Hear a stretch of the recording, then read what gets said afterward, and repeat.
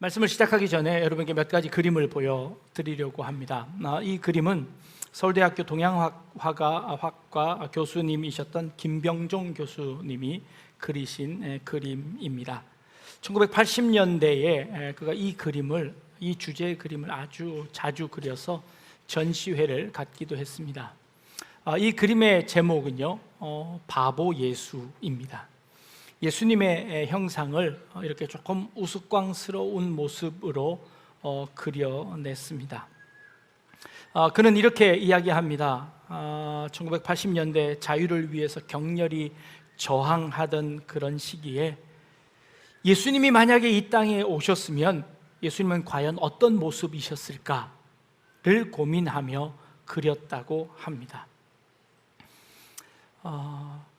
2000년 전에 예수님께서는 십자가상에 달려 돌아가시며 네가 만일 하나님의 아들이었거든 내려와서 너도 구원하고 우리도 구원해봐라 라고 외치는, 조롱하는 그들 앞에 아무런 대꾸 없으시고 십자가에서 바보처럼 돌아가셨습니다. 아마 그 예수님이 이 땅에 오신다고 할지라도 그 예수님은 여전히 돌 맞으시고 조롱당하고 그리고 눈물 흘리시며 그 십자가를 묵묵히 지고 가셨을 것이다 라고 여기며, 이 시대의 예수님은 이런 모습일 것이다 라며 이 바보 예수님을 그려왔습니다. 다음 그림 보여주실까요? 네, 십자가에서 예수님이 돌아가십니다. 엘리 엘리 라마 사박다니 라고 외치시지요. 절규하십니다. 나의 하나님 어찌하여 나를 버리시나이까? 하나님은 대답 없으십니다. 하나님은 대꾸도 안 하십니다. 예수님의 그 절규하는 그 기도에 응답하시지 않습니다. 그럼에도 불구하고 예수님께서는 묵묵히 그 십자가를 지고 가시는 참 바보 같은 예수님이셨습니다. 그 다음 그림은요, 베드로가 예수님을 부인하지요. 닭이 울기 전에 내가 나를 3번 부인할 것이다, 이런 배신이 있을 것을 아셨습니다. 그럼에도 불구하고 그 제자들을 끝까지 사랑하셨습니다. 참 바보 같지요. 이런 모습, 예수님의 모습을 그려내는 겁니다.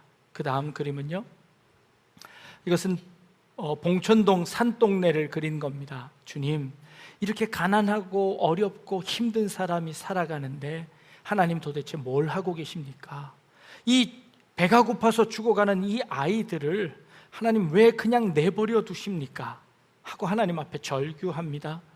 그런데 하나님께서 그 아이들에게 빵을 주시지 않습니다.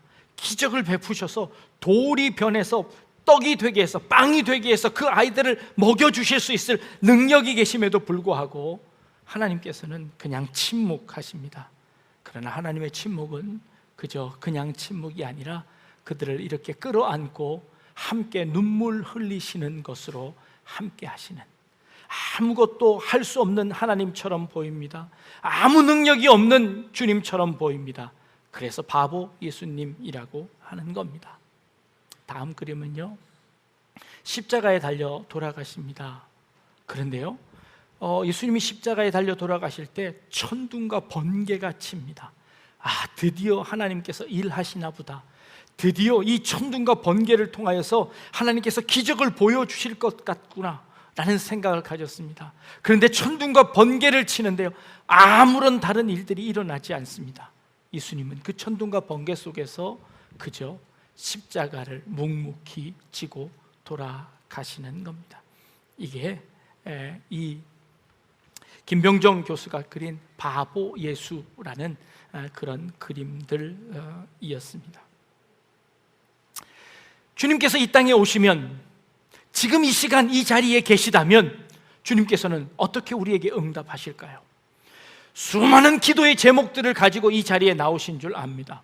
여러분들의 삶 가운데 저마다 어려운 기도의 제목들이 있는 줄 압니다. 그 기도의 제목들을 내어놓고 주님 앞에 기도할 때 주님께서는 어떻게 우리에게 응답하실까요? 그래, 내가 네 기도를 듣고 너에게 원하는 대로 내가 다 해주마, 우리의 기도를 다 들어주실까요? 아니면 아무것도 하지 않고 그저 내 옆에 그냥 계실까요? 주님은 여전히 바보 예수님처럼 우리 곁에 계시며 우리와 함께 아픔을 당하고 계시지는 않을까요? 아니, 그 능력 활용하셔서 우리를 조금 편하게 해주시면 어떨까요? 우리를 조금 구원해 주시면 어떨까요? 주님은 주님이 원하시는 방법대로 우리와 함께 하시고 우리를 지키고 계신다는 겁니다. 주님은 분명히 바보임에 틀림없는 것 같습니다.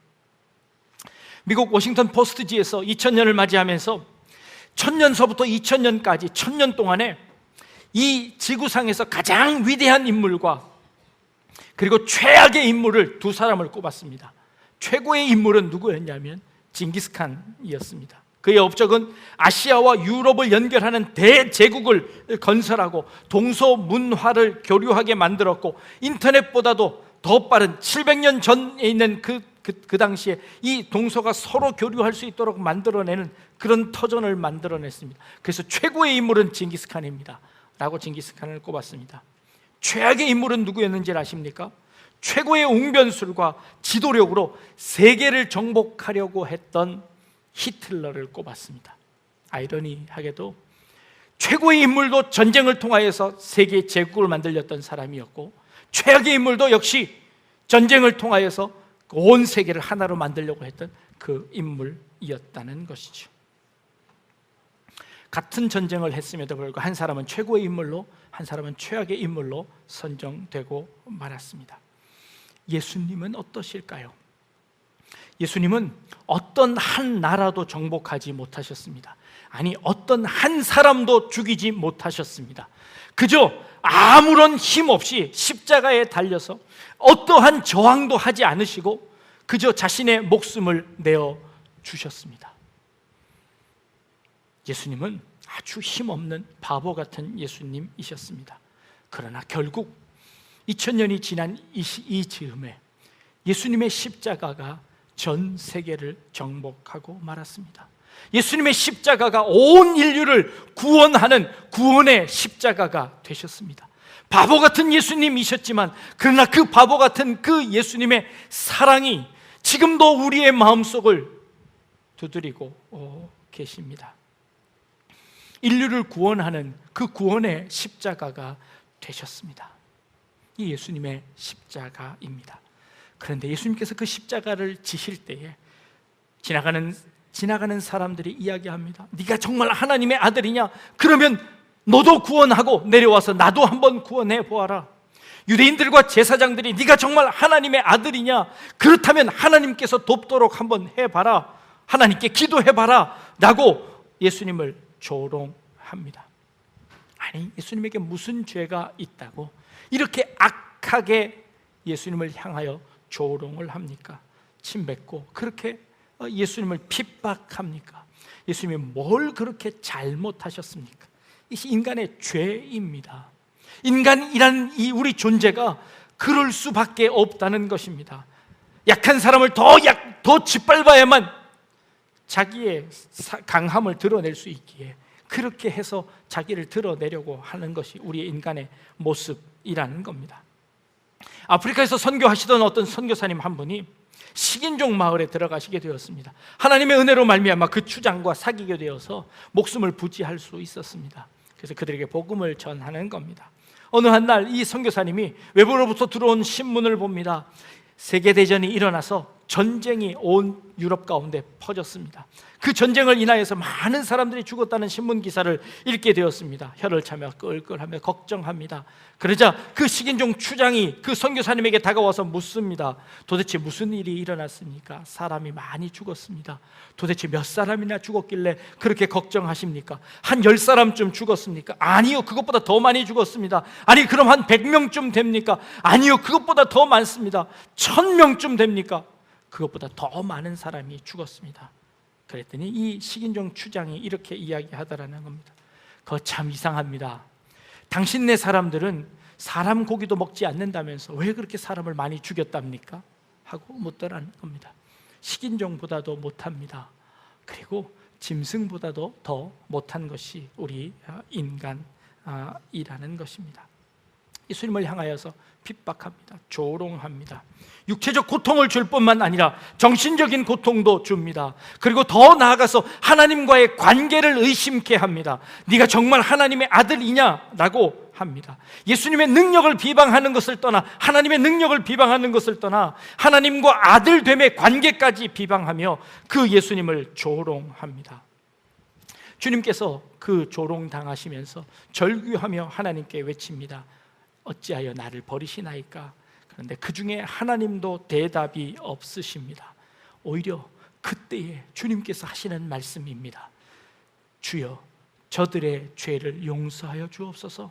저들이 자기가 하는 일이 무슨 짓인지 알지 못하고 하오니, 저들이 무지하여서 짓는 죄이오니 저들을 용서하여 주옵소서 라고 말씀하시는 겁니다.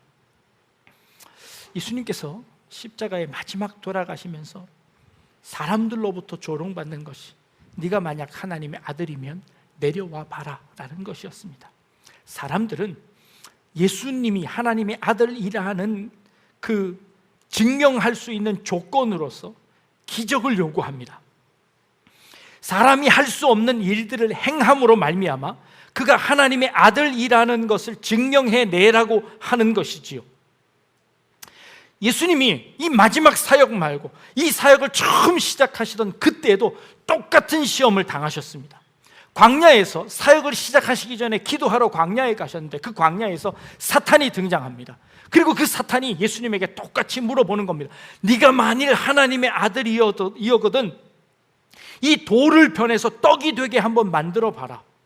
이 떡이 되게 만들면 많은 사람들이 너를 쫓아올 것 아니냐. 그러니까 이 기적을 한번 보여봐라. 이것이 사탄의 처음 시험이었습니다. 예수님을 높은 성전 꼭대기에 올라가서 뛰어내려 보라고 합니다. 그러면 네가 정말 하나님의 아들이라면 하나님께서 천사를 보내서 네 발이 다치지 않도록 너를 이렇게 딱 건져줄 것 아니냐. 그러니 한번 뛰어내려 봐라. 이것이 사탄의 시험이었습니다. 네가 만일 하나님의 아들이거든 이렇게 한번 해보라는 것입니다. 그 사탄의 시험이 똑같이 십자가를 지고 있는 이 마지막 이 순간에도 사람들로 인하여서, 인간들로 인하여서 똑같은 질문을 하고 있습니다. 네가 만약 하나님의 아들이면 그 십자가에서 내려와 봐라 라는 것이죠. 하나님의 아들이라는 것을 무엇으로 조건 짓습니까? 무엇으로 증명해내라고 합니까? 바로 기적으로 증명해내라는 겁니다. 그러면 내가 믿겠다는 겁니다. 예수님이 그렇게 증명해낸다면 내가 그 예수님을 믿겠다는 겁니다. 여러분들은 지금 이 예배당에 왜 나와 계십니까? 여러분은 무엇 때문에 신앙생활을 하고 계십니까? 여러분들의 신앙생활의 조건은 무엇입니까? 여러분들이 하나님을 믿게 된 조건은 무엇입니까? 하나님께서 여러분들에게 무엇을 허락하셨기에 여러분들은 하나님을 믿고 계십니까? 하나님께서 여러분들에게 마음의 평안을 주셨습니까? 하나님께서 여러분들에게 물질의 축복을 주셨습니까? 하나님께서 여러분들에게 건강을 주셨습니까? 그것 때문에 하나님을 믿으십니까? 만약 그것을 제하여 버리면 여러분 하나님을 믿을 이유가 있습니까? 근거가 있습니까? 아니 그것 말고 하나님을 또 믿을 만한 근거가 여러분들에게 있습니까? 사단이 저 천상을 열심히 돌아다니고 있습니다. 하나님께서 그 사탄을 부릅니다. 사단아, 넌 도대체 왜 이렇게 분주하게 이리저리 돌아다니느냐? 나와 함께 있지 못하느냐? 내가 이 세상을 다스리는 것에서 네가 지금 마음에 안 드는구나. 너 저기 밑에 땅에 가서 욥이라는 사람을 한번 봐라. 그 욥은 얼마나 나를 잘 섬기고 나와 교제하고 예배하고 있는지 한번 욥을 봐라. 그래서 사단이 하나님 앞에 이렇게 항거합니다. 하나님, 욥이 까닭 없이 하나님을 잘 섬기겠습니까? 하나님이 그 욥에게 건강을 주시고 그 욥을 부유하게 하셨고 그 욥에게 많은 자녀를 주셨고 욥을 건강하게 하셨으니까 그 욥이 하나님을 잘 섬기는 것 아닙니까? 하나님이 그런 조건을 허락하셨으니까 하나님을 잘 섬기는 것 아닙니까? 하나님 만약에 그 조건을 제해버리면 욥은 당장 하나님을 저주하고 도망갈 겁니다. 이게 사단이 거래였습니다. 하나님 뭐라고 하시나요? 그래, 그럼 네 마음대로 해봐라. 네 마음대로 욥을 한번 해봐라. 욥에게 내가 준 것 다 거두어 보아라. 대신 생명만큼은 건들지 말아라. 그것은 나에게 있다. 그 생명만 놔두고 나머지 모든 것들을 다 걷어가게 하셨습니다. 그러면 어떻게 해야 하나요? 하나님은 생각하시기를 욥은 그런 여러 조건들 때문에 나를 믿는 것이 아니다라고 생각하고 있습니다. 사단은, 우리 인간은 하나님을 믿는 것이 여러 가지 조건들 때문에 하나님을 믿는 것이다 라고 알고 있었습니다. 하나님이 알고 있는 우리와 하나님과 인간의 관계와, 그리고 사단이 알고 있는 하나님과 인간과의 그 조건은 누가 옳은 것입니까?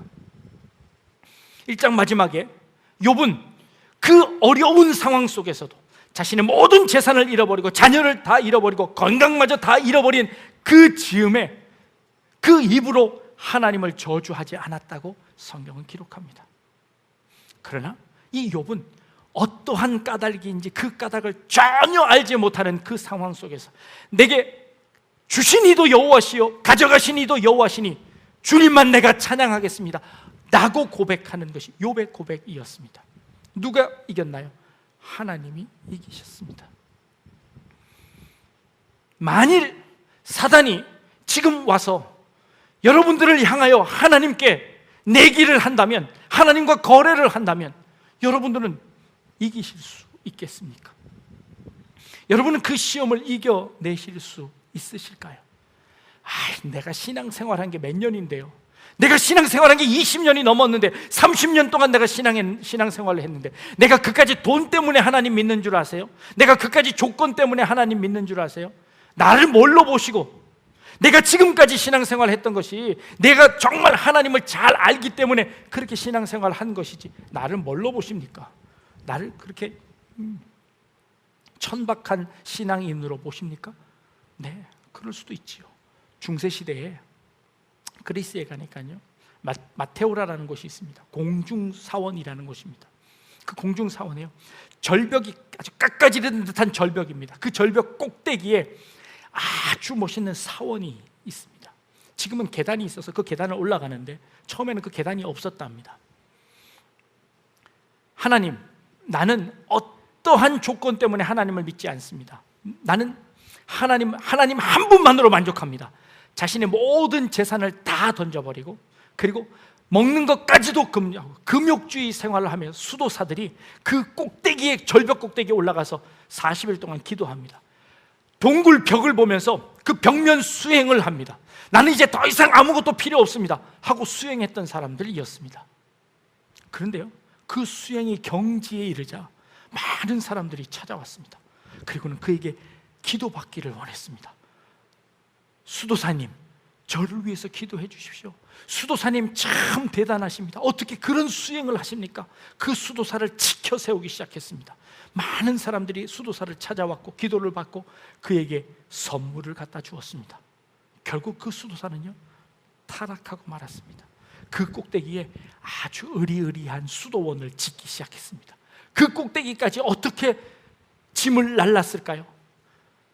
자기가 벌어들인 돈으로 그 꼭대기에 아주 아름다운 사원을 지었습니다. 그리고 그 사원으로 사람들이 찾아오게 만들었습니다. 그 절벽을 기어서 올라오게 만들었습니다. 그리고 기어 올라와 내 앞에 무릎 꿇게 만들었습니다. 나는 이 정도로 수행한 사람입니다 하고 자기 스스로를 높이기 시작했지요. 그 사람이 높아졌습니다. 자기는 수행을 열심히 했습니다. 그러나 그 수행이 높아지면 높아질수록 더 교만해졌습니다. 더 높은 사람이 되어져 버렸습니다. 더 나아가 하나님보다 더 높은 사람이 되어서 명령하기에 이르렀습니다. 권력이 되어버렸습니다. 그러자 그 밑에 있던 수도사들이 나와서 분점을 차리기 시작했습니다. 그 마테오라는 지역에 24개의 수도원이 생겨져 버렸습니다. 절벽 꼭대기마다 수도원을 세웠습니다. 누가 더 수도를 잘하나, 누가 더 오랫동안 금식했나, 서로 경쟁했습니다. 이게 인간의 모습이었습니다. 나는 다 버렸습니다. 나는 돈 때문에 믿지 않습니다. 아니요, 그 교만한 것은 어떤 방법으로든지 하나님보다 더 높아지고 어떤 조건을 만들어내는 것이 인간의 모습이었습니다. 그러자 이 금욕주의가 한물 가기 시작했습니다. 이제 예수를 잘 믿는다는 것은 그게 예수를 잘 믿는 것이 아니라, 하나님을 사랑하는 것은 그게 하나님을 사랑하는 것이 아니라 사회적이고 윤리적인 그런 삶을 살아야 된다라고 이 풍조가 바뀌기 시작했습니다. 사회를 위해서 헌신하고 봉사하는 것, 이것이야말로 참된 믿음이다라고 생각했습니다. 신비주의를 다 제해버리고 사회 윤리적으로 종교가 바뀌어지기 시작한 겁니다. 사회의 변혁과 이 사회를 바꾸어내서 그 어렵고 힘든 사람들에게 먹을 것을 주어야 합니다. 빵을 줘야 합니다. 그 문화를 바꾸어야 합니다 라고 주장하기 시작했습니다. 그래서 성경에서 신비적인 것을 싹 뽑아버리고 윤리적인 덕목들만 뽑아내기 시작했습니다. 그래서 예수의 생애를 연구하기 시작했습니다. 그래서 그 예수님의 생애 가운데 가난하고 돈 없고 고아와 과부와 나그네를 대접하는 이 일에 열심을 다하기 시작했습니다. 그래서 이 사회를 바꾸어야 된다고 했습니다. 옳습니다. 그 일이 반드시 있어야 합니다. 그런데요, 그러다 보니 이것이 이 기독교가 문화 종교로 전락되고 말았습니다. 그곳에 가장 앞장섰던 사람 중에 한 사람이 우리가 잘 아는 슈바이처 박사입니다. 슈바이처는 박사학위가 3개나 됩니다. 철학 박사이고 신학 박사이고 거기다 의학 박사까지 땄습니다. 그는 선교를 하기 위해서 의학을 다시 배워서 아프리카로 선교하러 간 사람입니다. 그러나 그는 자신의 신학 박사 학위 논문 가운데 이렇게 기록하고 있습니다. 성경에 나타나 있는 모든 기적을 다 부인합니다. 그러면 그가 무엇을 믿었을까요? 예수님께서 행하신 그 윤리적인 일들만 믿었습니다. 그리고 그 예수님을 따라 예수님처럼 살려고 노력했던 사람이 슈바이처입니다. 그런데요, 그가 슈바이처가 아프리카 갈 때 어떤 일이 있었는지 아십니까? 그는 음악에도 아주 조예가 깊었습니다. 아주 훌륭한 올겐 연주자였습니다. 그는 실제로 올겐을 자기가 설계해서 자기가 설계한 올겐을 만들기까지 했던 사람입니다. 근데 그가 아프리카로 선교사로 가면서 자기가 만든 그 올겐을요 싣고 아프리카로 갔습니다. 그 큰 올겐을 싣고 아프리카까지 어떻게 갔을까요? 수많은 인부를 동원해서 수많은 사람들의 인력을 동원해서 아프리카까지 가서 그곳에서 그 정글에서 올겐 연주를 했습니다. 누가 그 올겐 연주를 듣고 이해했을까요? 자기 만족이었습니다. 자기 도취였을 겁니다. 남을 도와주는 것 좋습니다. 그러나 그것이 결국에 자기 도취, 자기 만족으로 전락되고 마는 것이죠. 처음에는 좋았습니다. 처음에는 아주 순수했습니다. 그러나 결국 우리 인간들이 그런 조건들을 만들어내더라는 겁니다. 여러 가지 조건들을 만들어서 우리의 신앙의 이유들을 찾아내는 겁니다.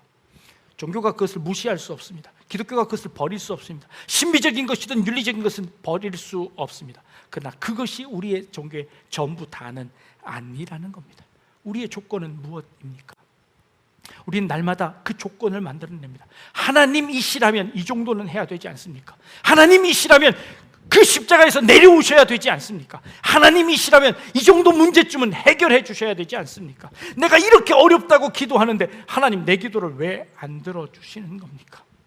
우리는 늘 우리의 신앙에 나름대로의 조건을 만들어내고 있습니다. 나름대로의 조건을 만들어서 그 신앙을 합리화시키려고 하고 있는 우리의 모습들을 보는 겁니다. 그런데 그때 예수님은요 바보처럼 십자가에 매어 달리고 계십니다. 바보처럼 묵묵히 그 길을 걷고 계십니다.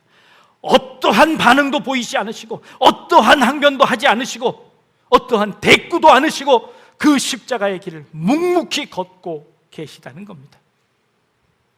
이 예수님의 십자가입니다. 신앙생활을 하다 보면 때로는 우리 가운데 어려움이 있습니다. 얼마 전에 아주 어려움을 당한 분을 계셔서 신방을 했는데요, 그분이 이런 말씀을 하시더라고요. 정말 하나님을 떠나고 싶습니다. 교회를 떠나고 신앙생활 안 했으면 좋겠습니다. 내가 하나님을 모른다고 부인했으면 좋겠습니다. 그런데 목사님 아시지 않습니까? 내가 하나님을 떠날 수 없다는 걸. 그렇게 절규하며 기도하셨습니다. 눈물을 흘리셨습니다. 하나님 도대체 왜 이 기도의 제목을 들어주시지 않습니까? 하나님 왜 내 기도에 응답하시지 않습니까? 주님 뭐 하고 계실까요? 주님 십자가에 여전히 박혀 계십니다. 바보처럼 우리를 위해 눈물 흘리시며 그냥 우리를 지켜보고 계십니다. 두 팔 벌려 우리를 안고 함께 울어주고 계십니다. 예수님께서 우리의 환경들을 바꾸어내지 않으십니다. 그것이 조건이기 때문에 그렇습니다. 그것 때문에 우리를 사랑하지 않기 때문입니다. 그것 때문에 우리가 하나님을 믿고 있는 것이 아니기 때문입니다. 하나님에게는 그것이 조건이 될 수 없습니다.